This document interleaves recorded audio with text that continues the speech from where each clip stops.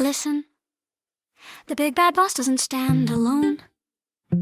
He may sit on the throne, but he surrounds himself with the incompetent and unkind.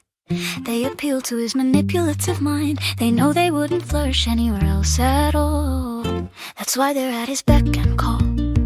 He's held onto his role for 2 decades long. That's why his reign is strong.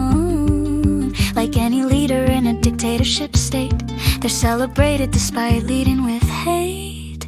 Then there's the one below. She pretends she leads with grace, but whenever I needed her, she disappeared without a trace. My fibroids once landed me in A&E. I was losing blood fast, total misery. She called when I got out, a well-being check-in. She stated it made me feel cared for, then the next moment hated. She gave me a warning for questions I asked about a change process. HR had agreed the communication had been a total mess, but she punished me for questioning the chain. I just left A&E, the warning hit like a freight train. Overwhelmed, I took an overdose. I couldn't take it anymore. The constant bullying, impossible to ignore. When she found out I nearly died, she stopped being my manager. I cried, because I was then put under the big bad boss despair. Now I was stuck, desperately trapped in his lair. We never spoke of that grim dark day.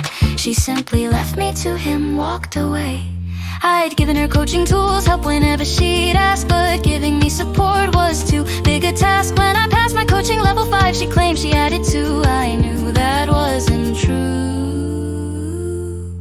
The place she said she'd studied doesn't offer levels, none. Not 5, 4, 3, 2, 1, but I kept quiet, you see. I hoped she'd include me in the organizational coaching strategy. She did not, that's why I see her as part of the bullying lot. Then there was the deputy who pretended to care. I approached her just once in floods of tears, broken by what was unfair. She listened, said I didn't need to apologize for crying. Said she understood, could see why my mind was frying. She saw the circumstances were trying, but then she claimed I had raised my voice. No, I merely cried. I left, never knowing why she lied. Then there's the one who had hunted me. We'd known each other 10 years, you see. He knew me as honest, transparent, creative, hardworking, direct. Yet from day one he showed me disrespect. He told me I was hated by those at the top. Several times I asked him to stop, as I wasn't coping with what he was saying.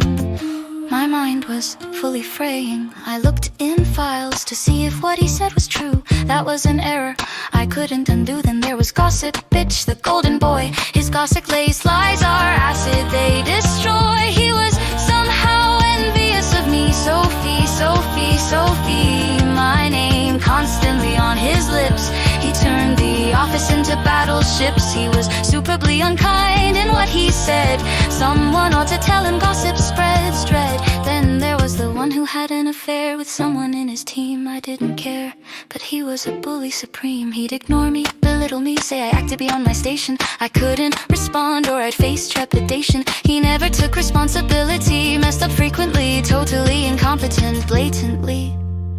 Then the one who hardly showed up at all, his autistic wife left him, and somehow I then became his punch bag on a whim. As though he needed to make me miserable for also being autistic. His behavior suddenly shifted from 0 to sadistic. Then the little girl who cried when the big bad boss said a transfer wasn't earned. I fought for her, comforted her, and yet she turned. She lied, it was so bizarre, I'm sure she was instructed. Every truth she obstructed.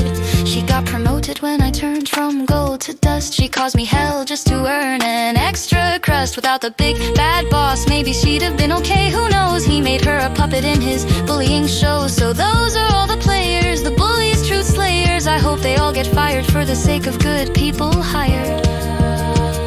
But I'm out of there, no longer in his lair. I didn't walk, I ran from the big bad boss and his bullying clan.